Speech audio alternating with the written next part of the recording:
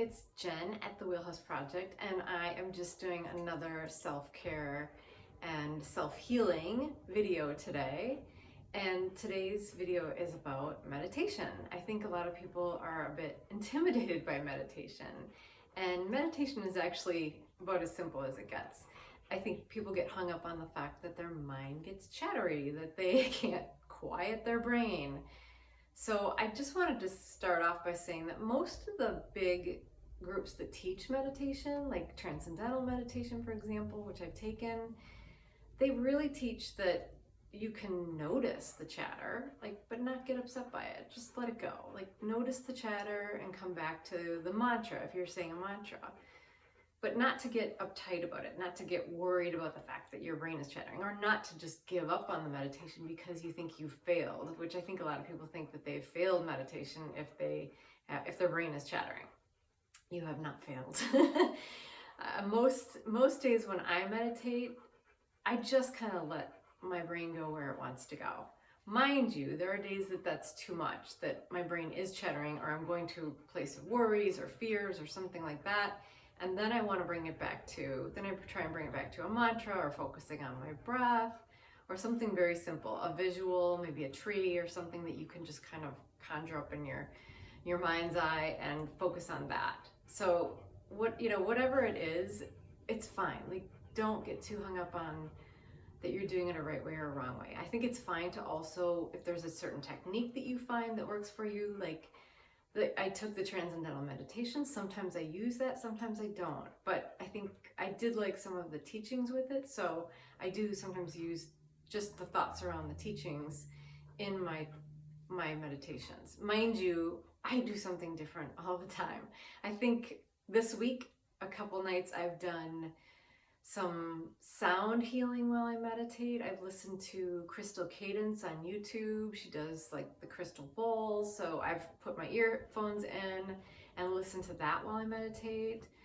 Sometimes I like something like that if I need a distraction away from my chattering brain, or if I know I'm going to have a chattering brain. Other times I just sit quietly, and sometimes I even use a mantra. So I don't know if you've ever done Deepak Chopra's meditations, but he uses mantra, which sometimes works for me fine, and other times it doesn't, or I just don't want to use it, or it's distracting to me to have to repeat a word. And I think really it's meant to be something that you use if you need it. If your mind starts wandering, you can instead of getting upset about it or scolding yourself or giving up, you can just calmly bring yourself back to the mantra and just calmly repeat the mantra again. And it kind of, again, it's just all about calming yourself and calming your brain and calming your body. Really, it's more physical than mental, but it is mental too, obviously. Oh, but yeah, it's about coming back to the breath. I'm chattering.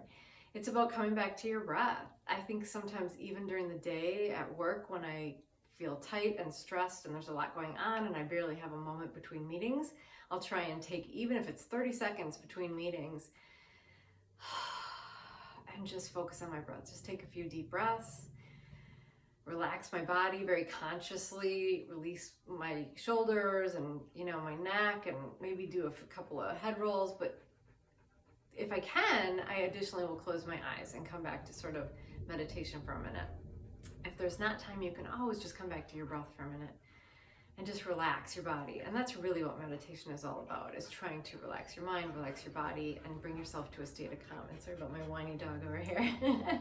But yeah, so, there's, like I said, there's so many techniques, there's so many things you can do. Don't get too caught up in doing, following a certain technique or doing things a certain way, because I do something different every day, and I think you just have to do whatever works for you, whatever feels comfortable.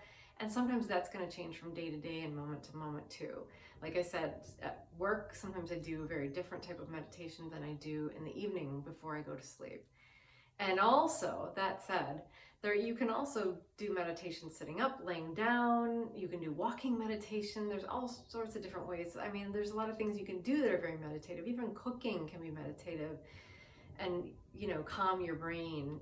If you're, focused on a recipe and the steps you're taking in cooking, sometimes you are in such a meditative state with something as simple as that you will suddenly have clear guidance on something. Sometimes that's when the most important things come through for me, like clarity on my career path, or something that I need to do, or just knowing of something in the future that's going to happen. Like sometimes those are the moments, not always during meditation, actually usually not during meditation. Usually it's in, you know, in the shower or cooking or something where you're just kind of in a calm state where you're thinking of what you're doing, and not on, you know, not with the constant chattery brain, but just in the present moment.